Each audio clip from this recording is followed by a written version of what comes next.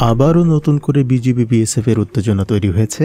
নওগাঁ সীমান্তের কাঁটাতারের বেড়া নির্মাণ করাকে কেন্দ্র করে মুখোমুখি হয় বিজিবি বিএসএফ। নওগাঁর ধামিরহাট উপজেলার বস্তাপর সীমান্তে পরিস্থিতি তৈরি হয়। নওগাঁর ধামিরহাট উপজেলার আস্তাব সীমান্তে বিএসএফ এর কাঁটাতারের বেড়া তৈরির উদ্যোগ বিজিবির বাধার মুখে বন্ধ হয়েছে। বর্তমানে পরিস্থিতি স্বাভাবিক রয়েছে বলে জানিয়েছেন নওগাঁর 14 বিজিবির অধিনায়ক লেফটেন্যান্ট কর্নেল মোহাম্মদ ইকবাল হোসেন। 8 জানুয়ারি বিকেলে তিনি এ তথ্য নিশ্চিত করেন। এর আগে সকালে ভারতীয় সীমান্তরক্ষী বাহিনী বিএসএফ কাঁটাতারের বেড়া স্থাপনের কাজ শুরু করেছিল। লেফটেন্যান্ট কর্নেল ইকবাল হোসেন জানান, নওগাঁর বস্তাবড় এলাকায় প্রায় 600 গজ সীমান্ত এলাকায় কোনো বেড়া নেই। বুধবার সকালে বিএসএফ সেখানে কাঁটাতারের বেড়া স্থাপনের চেষ্টা করলে বিজিবি বাধা দেয়। তিনি আরও জানান, আন্তর্জাতিক আইন অনুযায়ী দুই দেশের সীমান্ত পিলার থেকে 150 গজের মধ্যে কোনো স্থায়ী স্থাপনা বা বেড়া নির্মাণ করা যাবে না।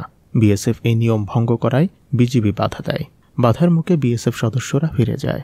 ঘটনাটির পর দুই দেশের কোম্পানি কমান্ডার পর্যায়ে বৈঠক আহ্বান করা হয়েছে।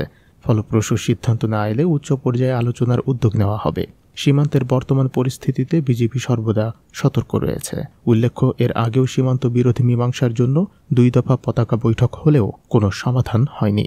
এ ঘটনার প্রেক্ষিতে সীমান্ত এলাকায় অতিরিক্ত বিজিবি সদস্য মোতায়েন করা হয়েছে। বিজিবির সেক্টর কমান্ডার সহ ঊর্ধ্বতন কর্মকর্তারা নিয়মিত ঘটনাস্থল পরিদর্শন করে যথাযথ ব্যবস্থা গ্রহণ করছেন। জবাবদিহি ডেস্ক রিপোর্ট।